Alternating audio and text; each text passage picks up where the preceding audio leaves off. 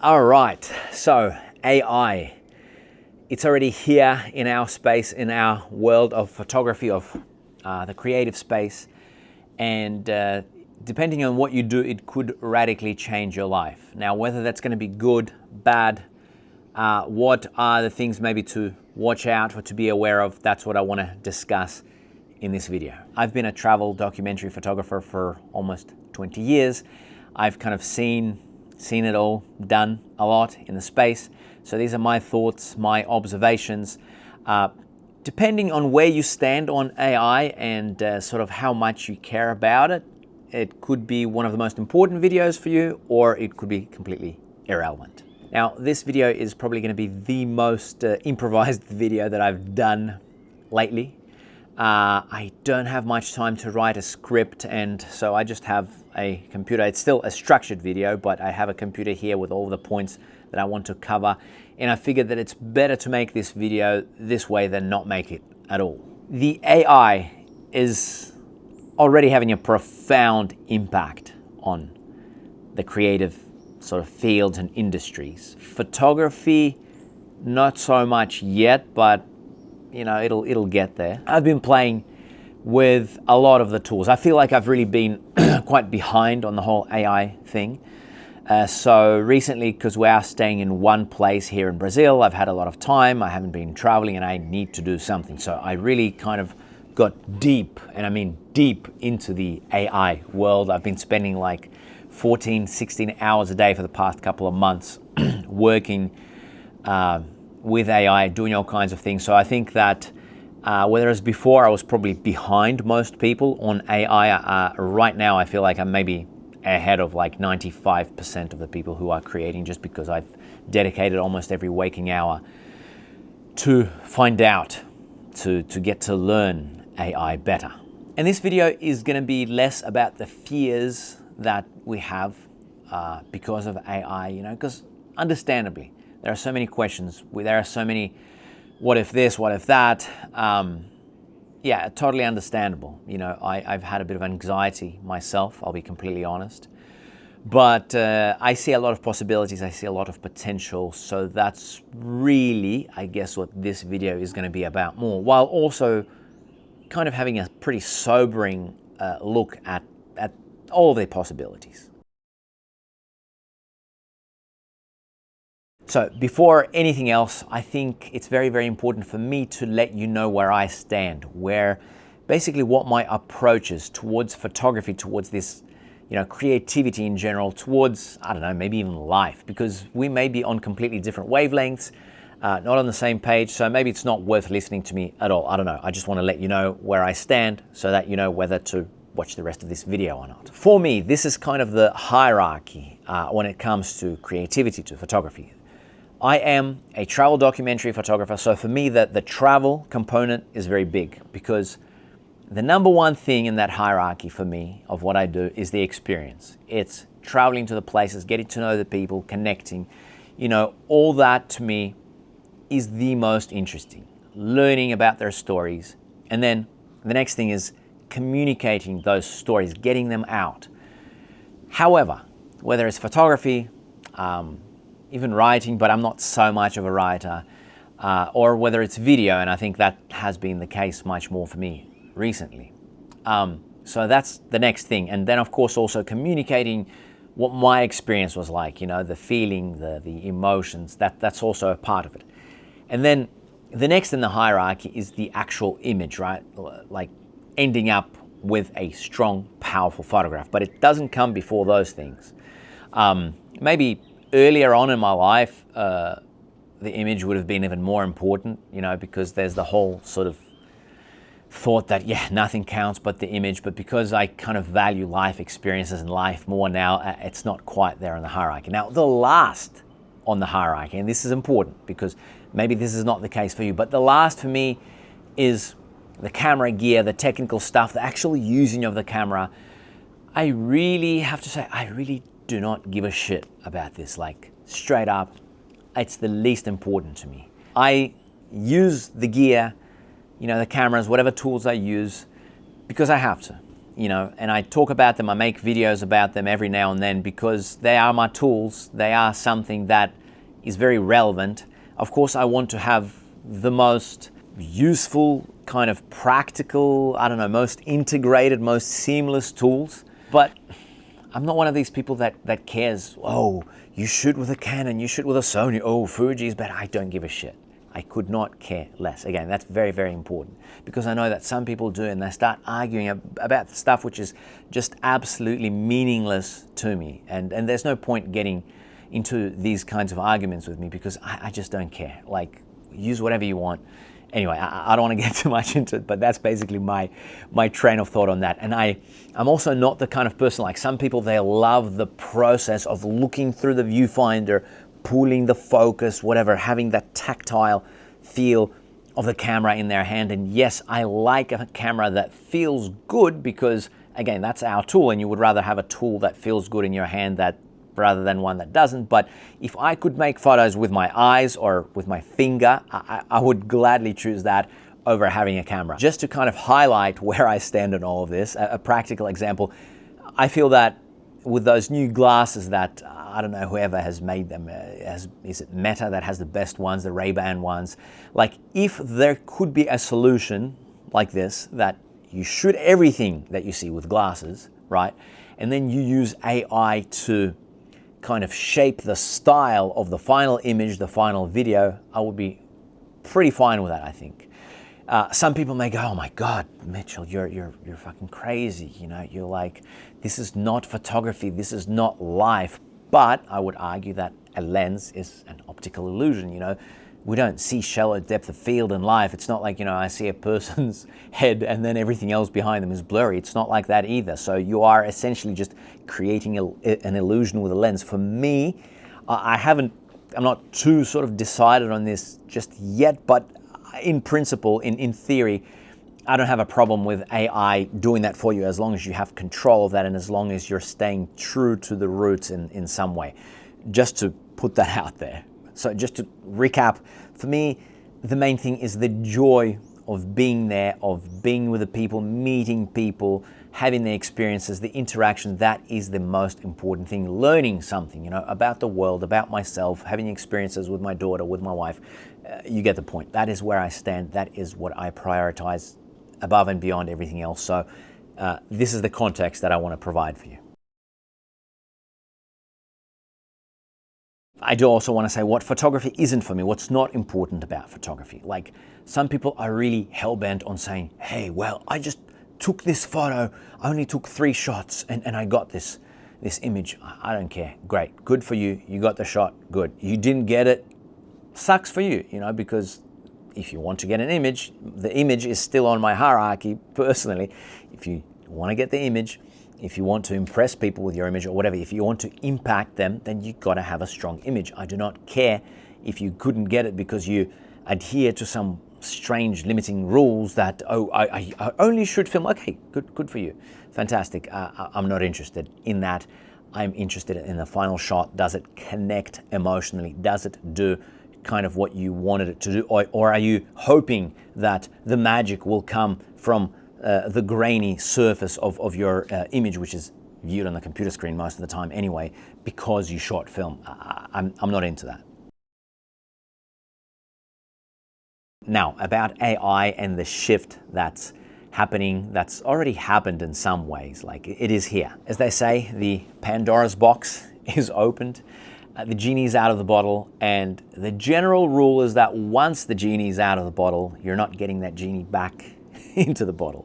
So that is to say that once technology develops, it generally never regresses, right? You look back on history, it's not like, you know, we invented cars and then all of a sudden we said, oh, well, they're just too dangerous. They are taking jobs away from people with horses and things like that. No, doesn't happen. Airplanes, probably less people going on boats.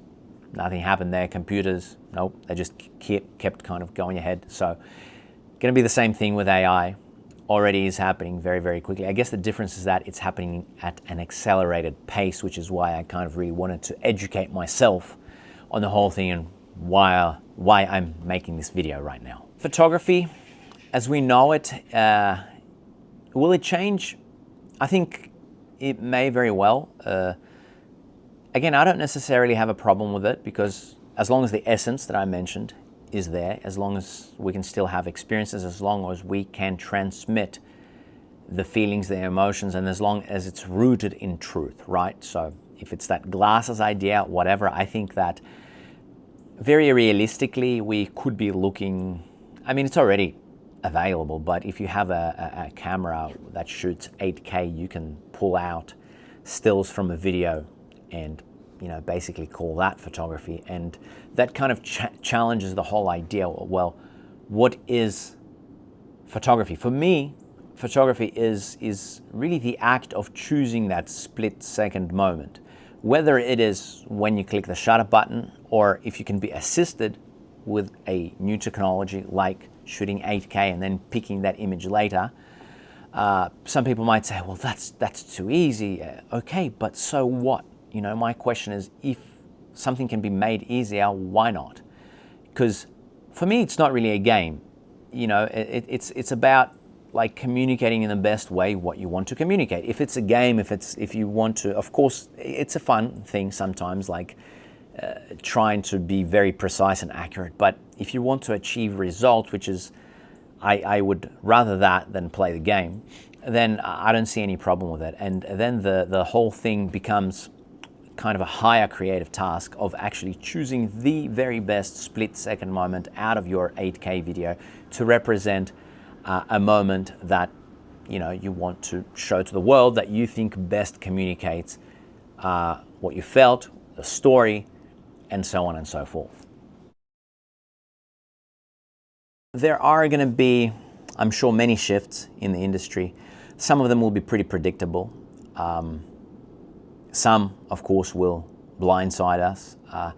The predictable ones I can tell right away, and I think that many of you who have been around a little longer already know. We've seen it in the stock image industry. I used to have friends that used to make, I think, like up to $5,000 a month from their archive when it was on Getty, on Corbis, whatever image libraries. They used to make some serious money, and what a great life that was. Now, I got into stock photography with Getty Images, then later with Corbis, just as the whole sort of golden age of it was going down. It didn't last very long, but just as the golden age was finishing. So I just got a taste of it, and I realized, shit, now I'm not going to get a taste of it anymore. That's life. That's a reality. You know, are you going to cry about it? Are you going to try something different? I was crying about it a little bit, I have to say, because I was young and I was like, shit, you know, why is it this is so frustrating that just as I got into it, just as I got my contract, just as I, you know, started to produce some really good stuff, this happens, and I have to all of a sudden reinvent how I'm going to make money. Sucks, but what are you going to do? Nothing. You know, you can adapt or become extinct. I think that's always been the case. It's not going to be any different now. And speaking of stock, I don't know if you've gone on stock image libraries, like you go on Getty and there are AI generated images. That's a category, that's a thing. Obviously it's everywhere. You know, I think that it's going to be maybe not so much that in the future. Needless to say, I think that like generic kind of stock imagery is just, I don't think it's going to have very much value at all. I've been playing with things, creating sort of general images, and they're great. They're very specific. They are, depending on the model you're using, they are very impressive. And to me, that really beats like finding almost what I need in a stock library. So I think that one is going to be gone. And I think what might replace that is like having basically in-house, as they call, prompt engineers, which I think it's kind of a funny title because my father is an engineer, and it was a much more serious and kind of precise. Well, I guess precise, you have to be pretty precise being a prompt engineer, but it was much more nuanced job, let's say. But I think with time, maybe it will deserve its title. Anyway, that I think is going to be a pretty important job, maybe medium level job. It's not photography, it is imagery, but definitely not photography. But yeah, maybe it'll be like all in one, you know, the editor and, or maybe it'll be the editor and the prompt engineer working together. I don't know the specifics, but I envision it much more like that. And I envision very much the same thing happening with the food photography industry, with so many things like fashion. You can definitely see that happening with fashion. You just like need to scan the model from different angles. Like now we are still in infant stages, let's say, of AI, and it's already possible to do this now. Later on, if you can really, I think already people are doing that. You can kind of scan the model, put whatever images you want on that model. You just, you know, pay the model, or sometimes you don't even need the model. You can just generate one. So that is a little bit out there, a little bit crazy on the impact that it'll have, but I'm just sharing ideas here. I'm not like being judgmental or getting all Armageddon about it. I think that many of the big budget productions, well, let me just share something. I was making this video about my memories of my childhood in the USSR, and one of the memories that really impacted me, my family, the whole country really, USSR and Belarus, where, you know, the country now where I'm from, it was the Chernobyl disaster, right? And so I just wanted to recreate this little scene of the disaster happening, of people evacuating, and wow. At first I had a little bit of a, I don't know, it looked very exaggerated, the explosion, but then later on I just sort of played around with the imagery, and incredible, you know, what I got. Imagine actually shooting that, simulating that, or even getting visual effects people to do that. That's a lot of money. Now I did it for, I don't know what, from 8 to like 25 cents per shot. Insane, crazy. So you can imagine that some of the higher budget productions are going to be pretty gone as well. So in general, the general rule, I would say that anything that can radically, drastically cut costs and that is good enough, if it's going to be good enough, if it's going to be cost effective, whatever is the option now, it's going to be completely replaced. I think that is a no-brainer. So all of that is to say that if you are depending on the current way that things are done, I think it would be wise to at least understand the depth to which AI can replace all those things, you know, to really understand the nuances of it, so that you either maybe continue in this industry with a new mindset, with this new knowledge, or maybe like it's totally fine also if it's no longer doing it for you to move on to something else. Like I have a young friend who said, look, I wanted to make films, but if it's all going to be AI, well, that's kind of against, that's not really what I wanted, right? Totally understandable. And he said, maybe I'm just going to do something completely different. Yeah, that's I think normal, right? And I've heard a few friends talking about that. Now, for me, I have a very different point of view. I am very, very excited about it. I think that I have this almost childlike curiosity and creativity that, I don't know, I really don't think I've changed too much since I was like 8 in regards to that, in the sense that I want to keep learning, keep experimenting, keep exploring. You know, I grew up at a time and in a country where we were very limited technologically. We didn't even have video cameras. The first video camera I ever saw in my life was something that my dad borrowed from somebody. I was like 10 years old, and I was so fascinated by it. And I was like, wow, I could make films with this, you know. Just my imagination went running wild. So what I used to do with my best friend, we used to like make audio shows just recorded on cassettes. I used to draw comics, dreamt of doing animation, things like that. Of course, it was all completely out of reach. The technology was just not there. But you know, that's also a thing that it's kind of like all the things that I dreamt of as a child, they're becoming possible just now. So it's very exciting. At the same time, you would think like, yeah, it's about time. But I kind of wanted these things all the time. But some people, again, they wanted something else. Some people like that experience. Like, again, this same friend, he likes that whole experience of using the gear, of like pulling the focus, of doing all that stuff that for me is just so tedious. You know, looking at a camera and pulling the thing and having this whole shoulder pad, that's not my thing. I do not care. I would rather direct a documentary, which I did with him in that case, rather than, you know, do that whole gear, I don't know, and like having to put the gimbal on, and then when you get in the car you have to take it off, and when you do this you have to, I don't know, very tedious, very boring. Some people like that, I understand. For me, I don't. But I don't want to rant on this too much. What I wanted to say is that I'm very excited about AI. I'm very excited about the opportunities, the possibilities, and I've already been using it. So the way that it actually happened was, I don't know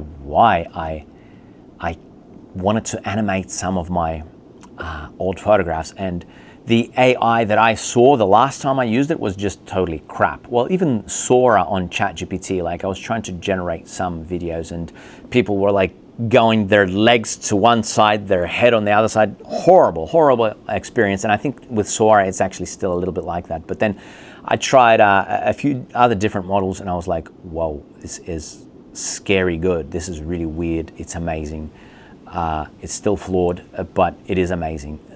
Actually bring the image to life, you know, and sometimes it did it so well that it almost felt like there's some soul on the other side. It was really weird. And then some of these memories just came to life, and I animated this, my images that go back as far as 20 years. You can actually see that video. There's a link in the description. I don't know if I can put it on the screen. I will if I can. That got me, yeah, to really see the opportunities, the incredible opportunities that, and the possibilities that came out of that.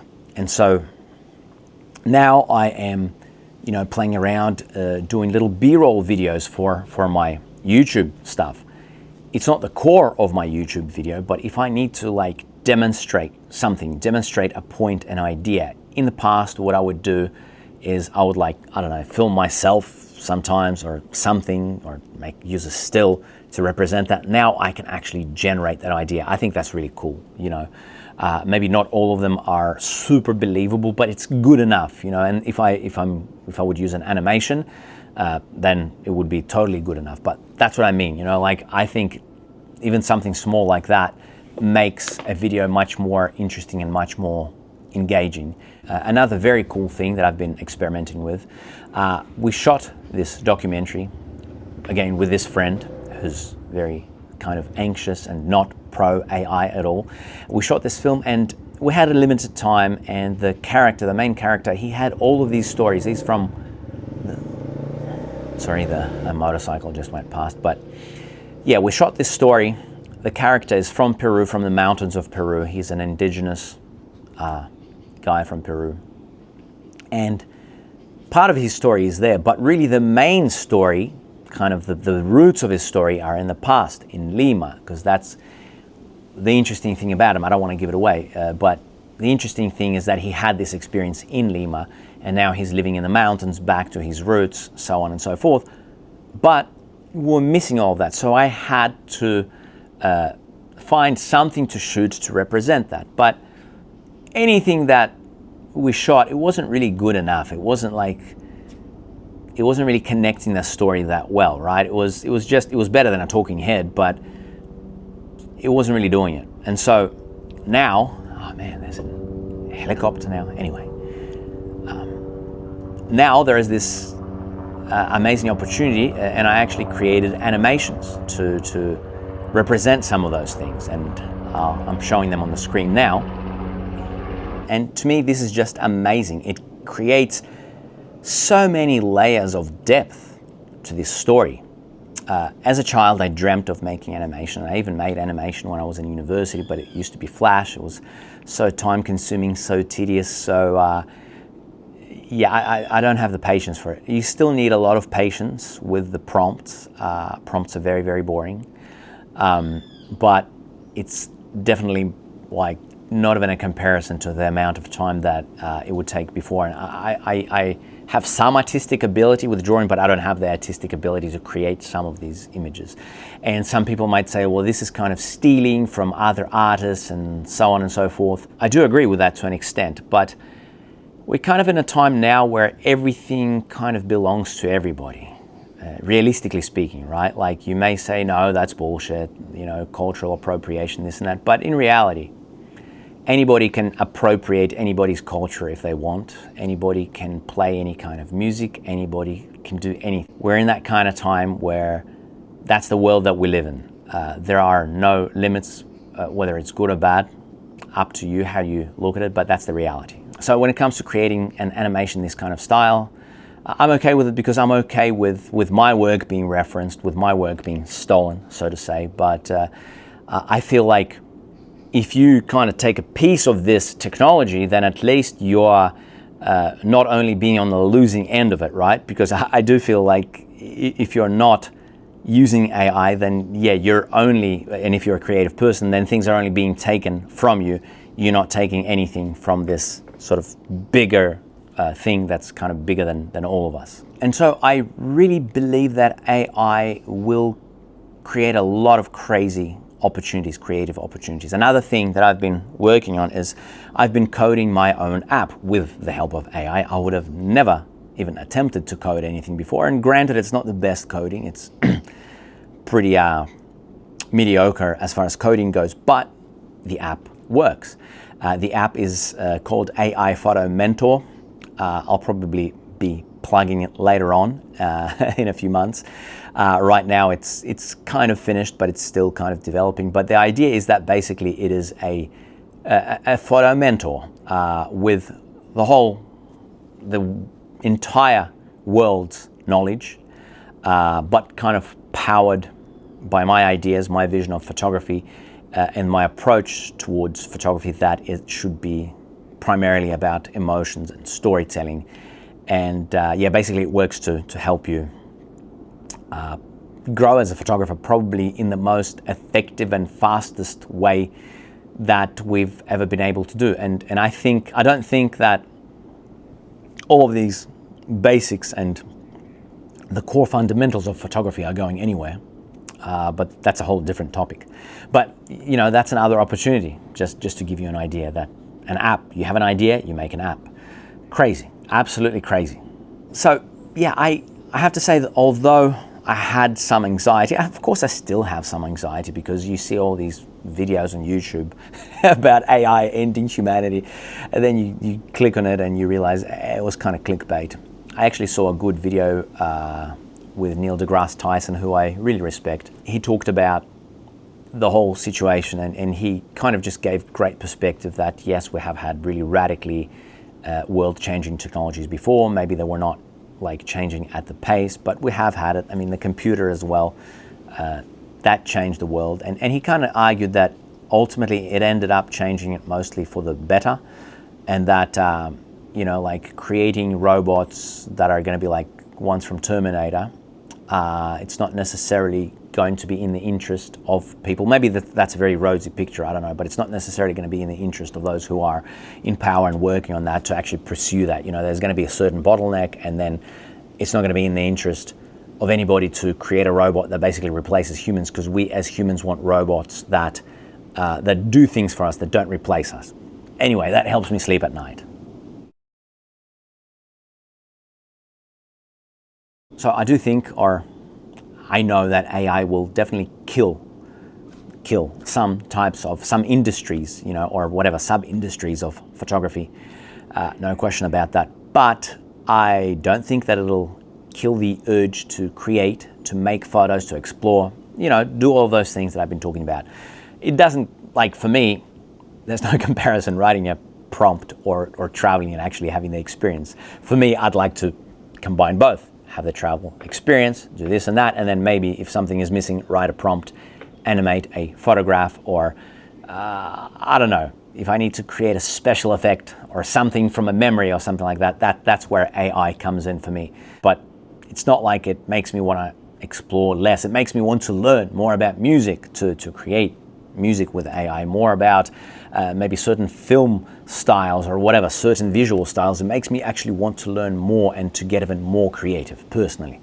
So the industries will change, the way that we do things changes, the creativity and kind of the core, the soul of it, I don't think that changes. As a photographer, I don't feel threatened that one day we may not be like holding a camera and looking through it to make a photo, because that for me is not the important part about photography, right? It's what's important for me is the core, the memory, the kind of the moment behind it, and yeah, that it resembles the truth. And speaking of that, I think another place where AI can absolutely not replace photography or the real world is something very simple, recording your own memories, right? Like if I'm having a trip, I'm traveling with my wife, my daughter, I don't care about AI generating, a representation of my trip. I couldn't care less about that. I want to capture that. I want to photograph or film my daughter diving. I want to, film my car from the drone, whatever, to capture moments with my wife and my daughter. And those are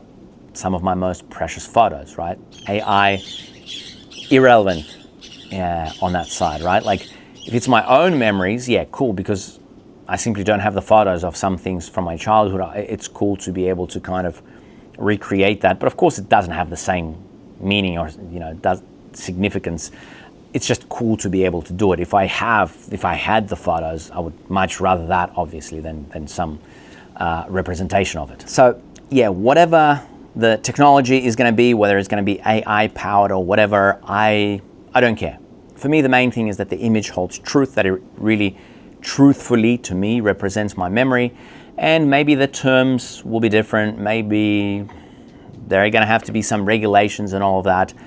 I'm not too concerned with that because I'm not making the regulations. I'm going to be watching it with interest, of course, but yeah, I'm not too concerned with that. And I know that at the core, the things that I'm doing, they're not really the things that I'm passionate about. They're not really going anywhere.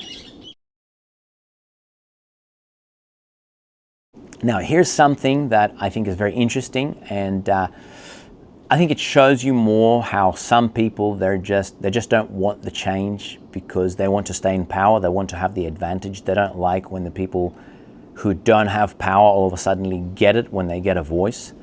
I think that's been the case. It still is the case a lot of the time, but it became really apparent to me when I heard some stories from some female friends, female photographers from India, the Philippines, that they were not taken seriously, maybe because for so many years they didn't have a voice, but now with digital cameras, all of a sudden, everything's much more possible now. With AI, I imagine that some kid, I don't know, here in rural Brazil, where I am now, or deep in India with a very small budget and a passion for storytelling, might just be able to do something fascinating or amazing just using their mum's phone. I'm just hypothetically imagining, right? That it is a possibility that if some circumstances align, and I've seen these kinds of stories come to fruition, that some of the circumstances align, all of a sudden we will hear or see different stories that we had never heard or had seen before. Probably most of them will be trash, but as is most of the content out in the world anyway, but some of them will be profoundly moving and powerful, and I think that some of them will even have the power to change our world for the better, because now we will hear some of the stories of the marginalized, of the forgotten, of the people, and it's already happening, on YouTube. You've got all kinds of videos that people are sharing that, you hear, you see the things on the news, you see the reports, and then you see the actual first-person video of the person that these events are happening to, and that can just be so powerful and so insightful. And I think that once, I'm all for the democratization of this kind of power, very much so. I do think that through sharing these kinds of stories, we can start to understand each other better and more profoundly, and yeah, hopefully when that happens, we start to care about each other a little bit more, and we're not gonna destroy this planet as we have been for so long. I want to address this idea of people saying, well, now AI makes everything too easy. Okay. I don't agree with that. My own dad is one of the people who thinks so, and he should know better because he is actually a computer programmer, or he was for a long time. He's also a very talented musician. He never quite got a chance to pursue his music more, but he's writing some music now.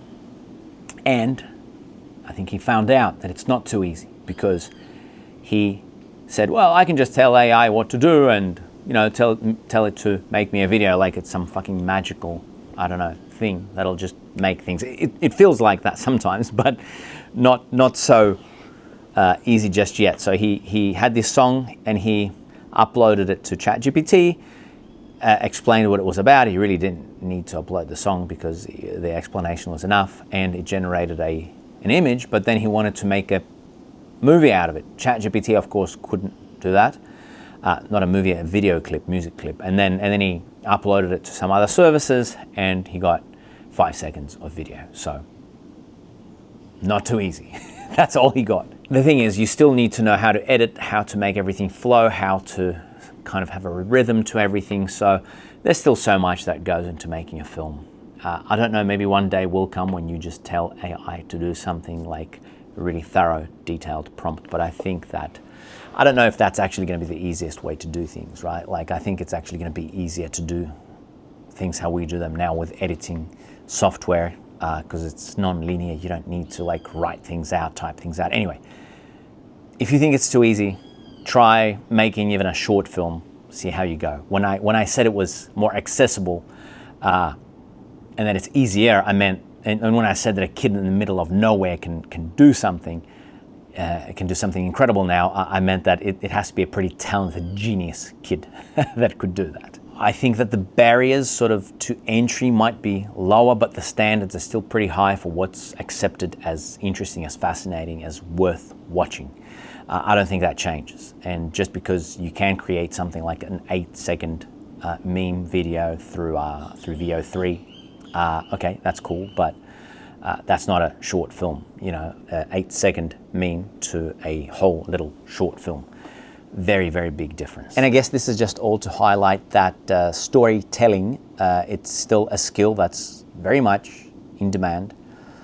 Everything that we do, sort of, the way that we tell stories visually, it's still very much a skill that's going to be in demand. You're going to need to even understand how it all works, even for writing a prompt. A big difference if you really understand photography, if you really understand storytelling versus if you don't. When it comes to the AI stuff, and certainly when it comes to actually then telling stories with movies. Anyway, I don't want to kind of keep going over the same thing, but the storytelling, it's not going anywhere. It's been around since the beginning of humanity. It's still here. I'm suspecting it's still going to be here unless we have that Armageddon kind of scenario, which I'm doubtful we will have. Honestly here, I don't know exactly how it's going to affect my work. I'm suspecting that because much of my stuff, what I've been doing has been educational, I think there's still a need for that. Like I said, you know, the storytelling part, visual storytelling, even some of the kind of the structuring of images, I think that's still needed. Almost more than ever, because now this whole visual language, it's so mainstream now, you know, the way that we talk through photos, it's almost like everybody needs to now understand it and know how to do it on some level. So in that sense, I think the educational stuff, I don't think in theory it's really going to suffer, at least not for the foreseeable future.